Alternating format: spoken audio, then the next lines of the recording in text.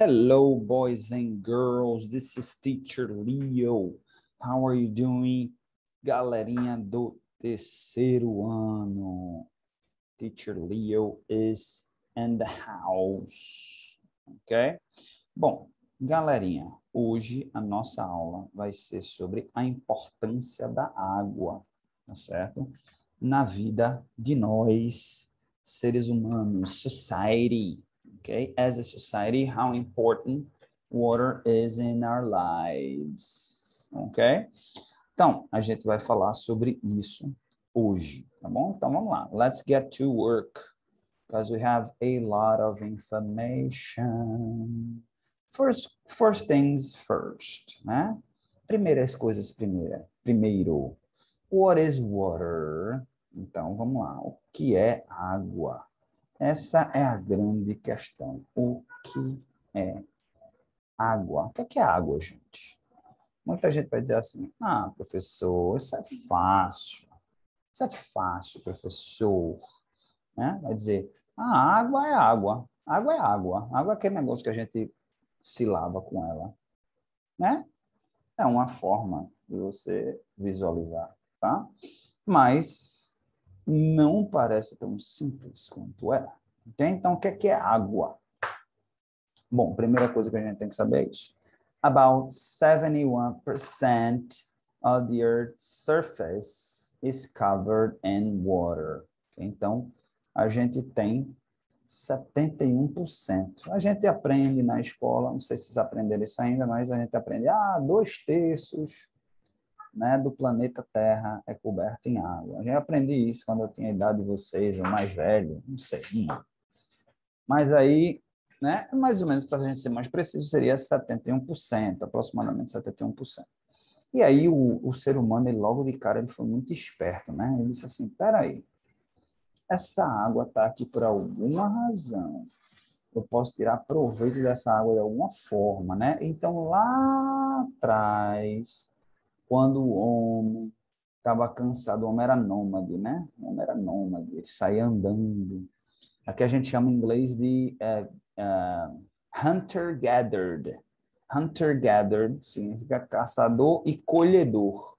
Então, o homem saía e via um animal, caçava o animal. Aí todo mundo comia o animal. E saía andando e via, se visse uma planta comestível, comia, visse uma fruta, comia, visse... Saía desse jeito. Né? Sem lenço e nem documento. É assim? É assim, né? Sem lenço e sem documento. Sem lenço e sem documento. Só que teve um momento que o homem disse assim, peraí. Ele via os animais e não tomar água. Ele via que a gente tomava água. Ele começou a perceber que onde tinha local mais com solo mais umidozinho, que tinha água, tinha a vegetação mais verdinha. As frutas eram mais fortezinhas. Então, ele dizia, opa, tem alguma coisa nessa substância aqui, é vida. E é isso mesmo. O que é água? Água, para gente, de uma maneira bem simples, água é vida. Né? Obviamente, água ela são, se a gente for para a parte técnica, né? H2O. O que é H2O? Duas moléculas de hidrogênio com uma combinação, né? Duas moléculas de hidrogênio com a molécula de oxigênio, a gente forma a água, a molécula de água. Vai ter formato sólido, líquido, gasoso, isso é a parte técnica, mas água é vida. Ok? E o homem percebeu isso logo cedo. E quando ele estava cansado de sair andando por aí, ele disse assim, opa, já percebi que se eu ficar aqui, onde tem água, dá vitória, né? Vai ser bom para mim. Então, o homem já percebeu isso daí. E aí começou o processo, a primeira revolução, a revolução agrícola. Ele disse, opa, ele começou a ter domínio, né, das coisas. Ele, opa, peraí, a semente dessa fruta aqui, se eu plantar, ela floresce aqui. Jogou no lugar mais distante da água, já não cresceu. Então, ele, opa, é por aqui que eu fico. Animal, alguns animais mais dóceis. Ele, opa, se eu fechar aqui, se eu de alguma forma impedir ou amarrar esse animal de alguma forma, né? Ele já não vai fugir, eu só dar alimento a ele, quando chegar a hora eu mato. Não preciso mais estar indo atrás da caça, está arriscando É quando você vai caçar um animal, você está correndo um risco de vida também, né?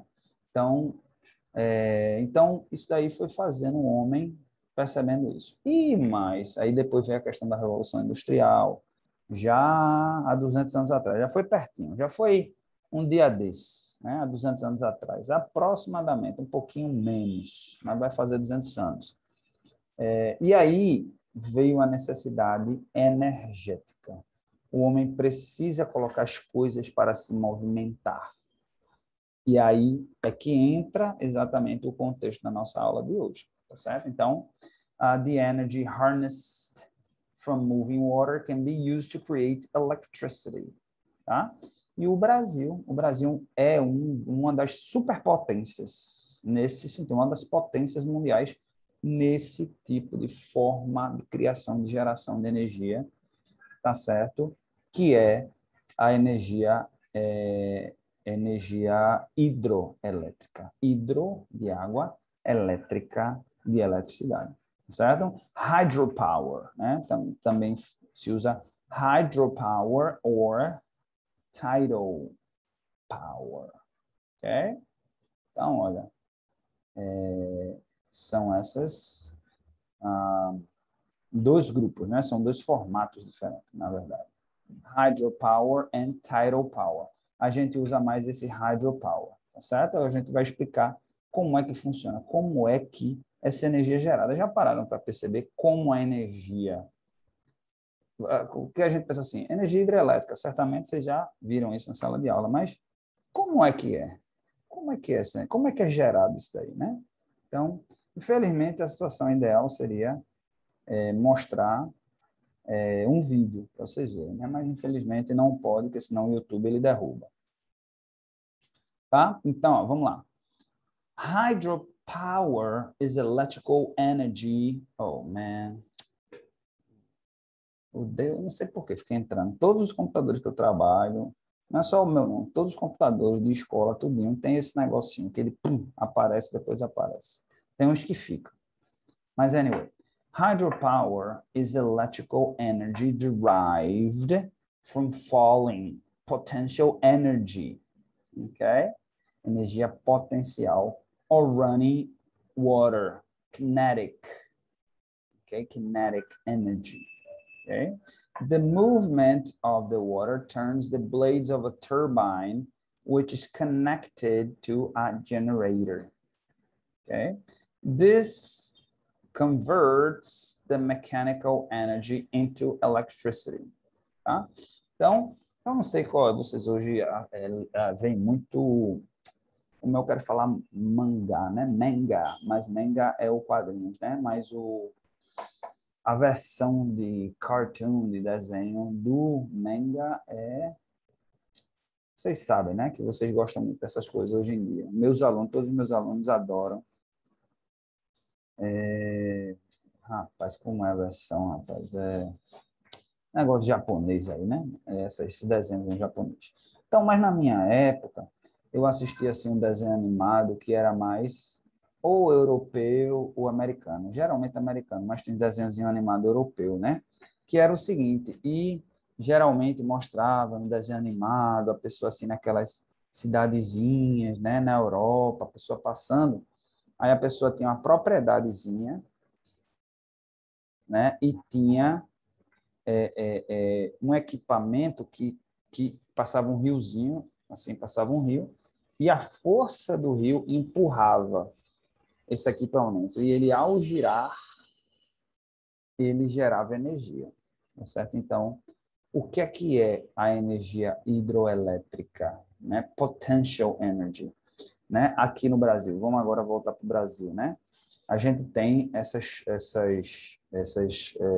hidroelétricas, essas turbinas, que é o quê? Que são como se fosse blades, né? Como se fosse exatamente uma coisa assim que a força da água, a água ela tem uma força, né? Quando ela cai, e geralmente por isso que é feita uma queda boa de água, que aí a água cai, ela aplica uma força. Opa. Ela carregando aqui, ela aplica uma força, né? E aí ela começa a girar. E esse giro, né, essa turbina aqui começa a gerar energia elétrica. Então, o conceito é o mesmo. O conceito é o mesmo de energia eólica, é o mesmo de energia elétrica ou hidroelétrica, né? Uma força é aplicada, uma força da natureza é aplicada e faz uma turbina girar. No momento que essa turbina gira, ela gera energia, energia elétrica. É a mesma coisa, né? Aquelas turbinas eólicas, ali a força aplicada é a força do vento, é uma força gratuita, é uma força dada por Deus. Simplesmente o vento faz girar e ela começa a gerar energia, certo? Então, essa é o que a gente chama de potential energy. A gente também tem o running water, que é o kinetic energy, né? Que é com a energia já daquela comunidadezinha, que tem uma propriedadezinha, que tem um riozinho passando, e tem sempre aquela corrente de água. Aquela corrente de água, ela empurra alguma coisa, vocês vão aprender isso em física, obviamente vocês são terceiro ano, vocês são muito pequenininhos, mas vocês vão ver lá no ensino médio que tudo tem energia, tudo no universo tem energia. E tudo está sempre transferindo energia um para o outro, tá certo? Então, quando você empurra um coleguinha, você está aplicando uma força nesse coleguinha. Por isso que essa força, por isso que o coleguinha vai para frente. Se você aplicar muita força no coleguinha, o coleguinha vai cair, não é verdade? Não é para fazer isso, tá? Estou só dando um exemplo. Então, por que o coleguinha vai cair? Porque eu apliquei uma força maior do que a força, porque é o seguinte, toda ação também, isso é física, infelizmente, a gente tem que falar um pouquinho de física, mas eu estou falando de uma forma bem tranquila para vocês entenderem. Toda ação tem uma reação. Isso tudo também são expressões que a gente vai ouvindo, até a gente vai ouvindo, a gente não entende como criança. Toda ação tem uma reação. Eles não entendem, mas na física, no mundo físico, no mundo real, isso realmente é verdade. Toda ação tem uma reação. Então, ó, quando eu, por exemplo, dou um murro na parede, não é para fazer, mas estou só dando um exemplo, dou um murro na parede, mas assim, se eu apliquei uma força, professor, por que é que a parede... Não, vamos usar o mesmo exemplo do coleguinha, né? Não vou usar isso não, porque fica violento, né? Vamos usar uma cadeira. Eu empurro a cadeira. Se eu não aplicar muita força na cadeira, a cadeira vai ficar parada, não é verdade? Por quê? Porque o peso da cadeira, ele exerce uma força na sua mão. Quando você empurra, o peso da cadeira aplica uma força no chão, o chão aplica uma força de volta na cadeira, que aplica de volta na sua mão. É bem complexo, não precisa entender isso, vocês vão entender no ensino médio, mas é dessa forma que funciona. Então, você aplica uma força pequena, essa força vai vir de volta na sua mão e a cadeira vai ficar no lugar. Se você aplicar uma força em que a cadeira se moveu, significa que a força que você aplicou foi mais forte que a força do peso da cadeira sobre o solo que voltou contra você. E é essa mesma força, né, que a cadeira está aplicando sobre o solo que faz a cadeira parar. Né? Então, se você... vamos pegar uma cadeira leve, né? Você aplica uma força imensa. A cadeira ela sai andando até ela parar. E tem uma força ali sendo aplicada chamada força tração. Né? Não, desculpa, não é tração, não. Eu não sou professor de física, né? Mas é tração, meu Deus. Acho que é tração, é tração. Que é uma força que está no solo, relativa ao peso da cadeira e relativo também à superfície também, né? E quanto mais lisa a superfície, né? Coisa desse tipo, ela vai diminuindo essa força. Então, o que faz ela parar é exatamente a tração, tá certo? Se não existisse essa força tração do solo aplicando sobre a cadeira não pararia nunca. Você empurrar a cadeira e ela ia continuar para o resto da vida. Feito é no universo. No universo, como é um vácuo, como é o nada, não existe nada. Então, se você joga alguma coisa assim, que na verdade não é nada, né? Dizem que não existe zero força na natureza, né? Sempre tem, mas é tão minúsculo, Se você jogar uma coisa assim no universo, ó, ela vai passar milhares de anos seguindo aquela mesma velocidade. Não sei quanto tempo exatamente, mas muito tempo assim, porque não existe nenhuma força sendo aplicada. Tá certo? Então, é mais ou menos por aí que funciona com kinetic energy, tá certo? Então, a corrente, aquela corrente vai sempre aplicando uma força, é como se fosse uma força constante. Eu estou falando isso porque a força de um rio, né? Aquela correnteza, ela sempre é eterna, a não ser que cortem em algum lugar lá atrás do rio, aí vão lá e fechem alguma coisa, façam uma represa, alguma coisa, aí realmente a força vai perder muita força, ou talvez perder por completo. Mas, se não, aquela força vai ser a mesma, né? Vai ter hora que é mais forte, vai ter hora que é mais fraco, que vai chover, vai isso, blá, blá, blá, blá. Mas entenderam o que eu quero dizer. Então, as pessoas tinham aquele... Eu esqueci agora o nome do... Ai, esqueci. O nome do negocinho assim que fica girando assim. Mas tem um nome. Bom, this... E aí gera energia elétrica. This converter, se tiver um equipamento, já tem um equipamentozinho aí, é coisa realmente de cientista, né? Que pega essa energia e converte em energia para ser utilizada, energia elétrica, porque o que a gente usa é energia elétrica, ok? This converts the mechanical, a energia mecânica, energy into electricity. Tem vários tipos de energia, né? There are two primary hydropower technologies, dams, and run of river hydro, ok? Então, dam é exatamente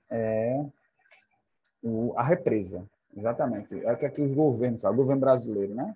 Aí tem a represa, a represa não sei o quê, a represa não sei, exatamente isso, o governo, né? Já existe uma queda, vamos dizer, já existe uma corrente, já existe uma força do rio, mas aí os cientistas, o que é que eles fazem? Não, eu quero mais força, né? Por que não potencializar aquela força? Então, o que é que acontece? Você prende essa água porque aí ela vai criando mais força, né?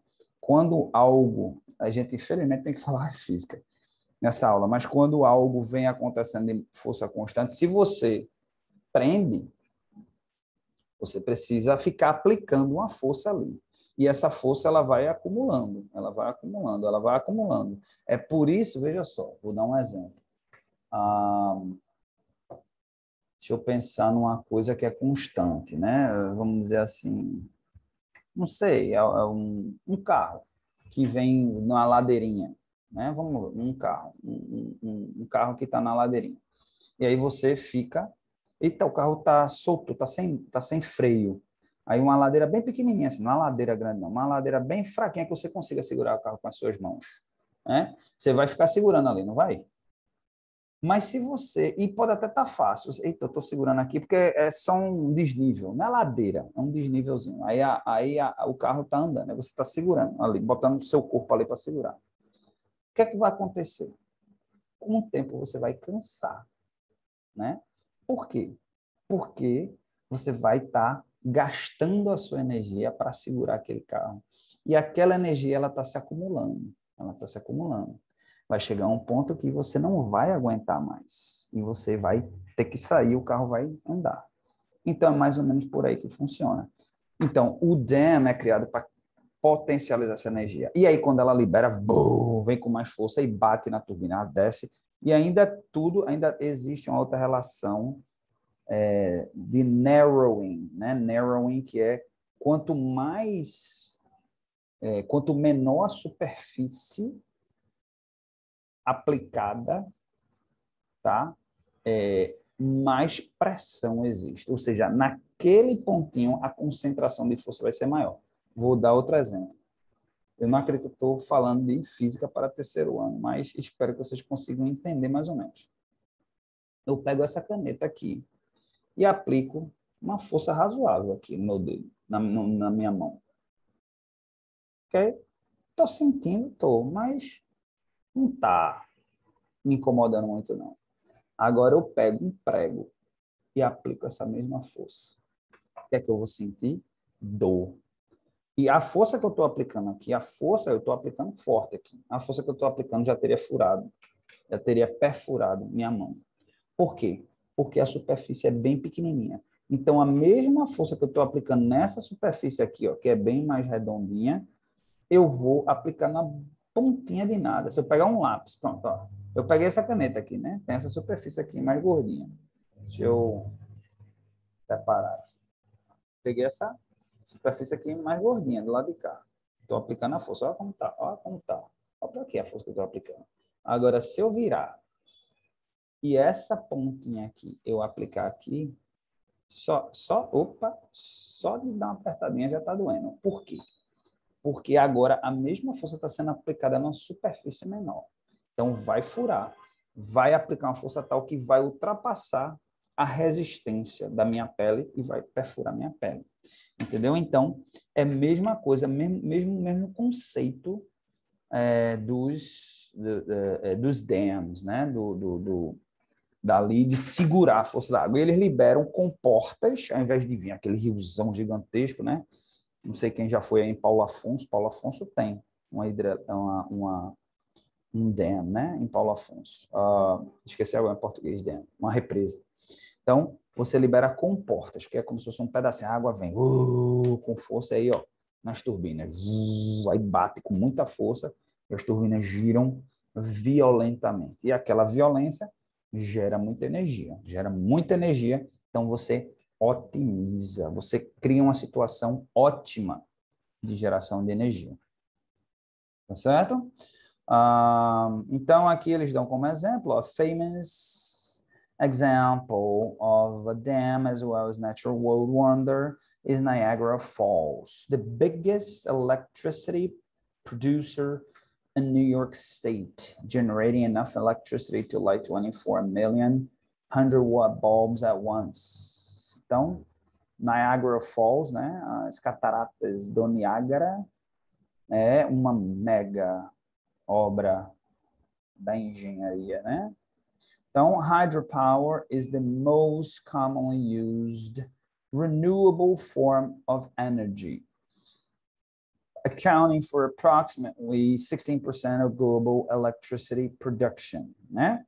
Novamente, o Brasil é pioneiro nisso daí. O Brasil é um dos maiores produtores do mundo, tá certo? E isso é excelente, porque essa energia é uma energia 100% limpa. 100% limpa. Ela não é 100% limpa quando tem que construir, né? Porque você está construindo ali aquele material que está sendo utilizado, talvez a energia que foi feita para construir o material não seja limpa. Mais uma vez ela construída, ela é 100% limpa, porque ela está usando a força da natureza para criar energia, assim como a energia eólica também usa a força da natureza no mesmo sentido de provocar movimento, provocar rotação, e esse movimento gera energia elétrica. Também é uma energia 100% limpa, é a energia solar. No entanto, a energia solar ela não usa esse mesmo conceito, né? Ela usa um conceito um pouquinho diferente, e a gente não vai falar sobre isso, porque hoje é sobre a importância da água na sociedade, na nossa vida, tá? E em relação à questão da energia elétrica, tá certo? Então, tidal power converts the natural rise and fall of tides into electricity. Ok? Então, aqui energia tidal de maré, né? A força da maré. Então, muitas indústrias, né? Muitos países hoje em dia usam a força da maré para gerar energia. Aqui também é espetacular, né? Se você parar para pensar, né, a maré, aquela força do mar, se houvesse uma forma ali de criar, e existe, né? A gente aqui não usa, a gente deveria usar. A, a onda do mar. A onda do mar tem energia, né? Principalmente se vocês são pequenininhos, se vocês já foram para uma praia que tem aquelas ondas mais fortezinhas, né? Porque a daqui é fraquinha, Olinda, Pau Amarelo, Janga, as ondas não são muito fortes, não. Mas se você for, deixa eu ver aqui, é porque se for lá para o litoral sul, né? Se for ali já para aquela região de Muro Alto, de Porto de Galinhas, de Maracaípe, né? Inclusive os surfistas vão para lá porque já tem as ondas. Se você fica na beira, vem até pequenininho, vocês são pequenininhos mesmo, ficar na beira aqui de Pau Amarelo mesmo, já tem a maré cheia, né? Já vem, bum, bate e derruba vocês. Por quê? aplicou uma força. A musculatura de vocês segura até um certo ponto, mas se a força for muito grande, for mais forte que a força que vocês têm na musculatura, vai derrubar vocês. Mesmo princípio. Se a gente usa, por exemplo, essa daí seria uma força das ondas, mas aqui no caso é da maré. Então essa movimentação da maré, ela também é considerada tidal power, assim como é a força por exemplo, uma, como é que se diz? De a correnteza de um rio, ou coisa desse tipo. Então, o mesmo conceito. Ó. Tidal energy uses mechanical energy to create electricity using a variety of specific technologies using tidal fences, barrages and turbines. Então, se coloca essas turbinas e esse movimento faz gerar, certo? Que é uma energia mecânica, a gente chama isso de energia mecânica, ela se transforma em energia elétrica. Additionally, wave power can be harnessed, olha, já está falando de wave power, a onda, a força da onda, can be harnessed to capture energy from waves on the surface of the ocean using a special buoy or other floating device. Então, já existe tecnologia para isso, ó, usando como se fosse uma boia, e aí essa boia vai gerando energia. Veja que coisa interessante, né? Então, por exemplo, um problema é viabilizar isso daí, né? Mas, por exemplo, uma pessoa que mora, não sei, assim, é como eu estou dizendo, né, gente?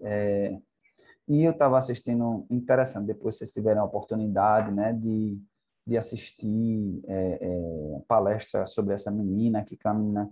Hoje ela já tem 18 anos, então é mais 10 anos mais velha que vocês, mas ela começou, ela tem acho que 15, 16. Eu vou até escrever o nome dela aqui, Greta Thunberg.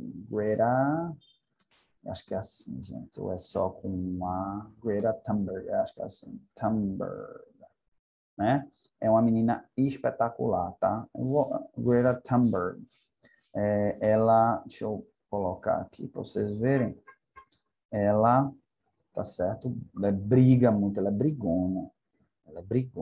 Greta Thunberg, já aparece aqui, ativista, ela é ativista. E uma das coisas mais interessantes que eu acho dela é o seguinte, é que ela é revoltada, ela não é só uma ativista que luta pelos direitos do meio ambiente, ela é revoltada, porque ela diz assim, não é como se não tivesse como resolver o problema. Se não tivesse como resolver o problema, eu ficava até calado, mas tem. Então, assim, é só querer, é nada mais, nada menos que força de vontade política. Então, olha como ela tem um rosto meio raivoso, tá vendo?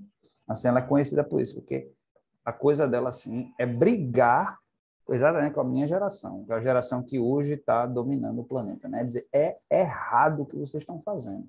Vocês estão acabando com o planeta e deixando esse problema para a gente, vocês, com a sua geração. Vocês é que vão ter que resolver o problema de gerações e gerações, mas principalmente a minha geração.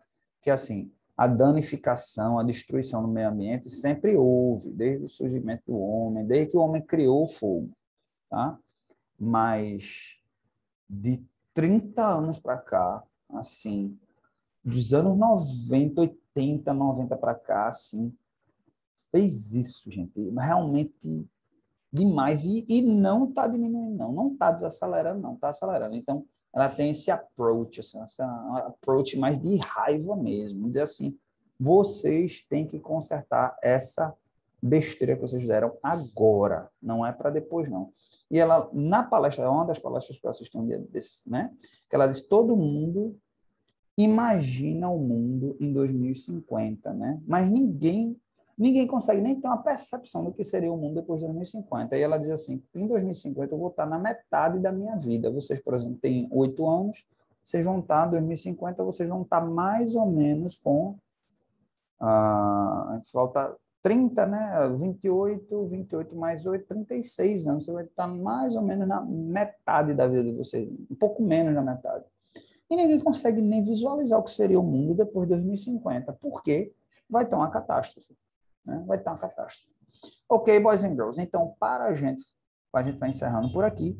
E, como homework, eu vou passar agora para vocês fazerem um estudo, uma pesquisa sobre o sistema hidroelétrico brasileiro e como se encontra no momento, qual a situação que a gente se encontra no momento, o sistema hidroelétrico brasileiro.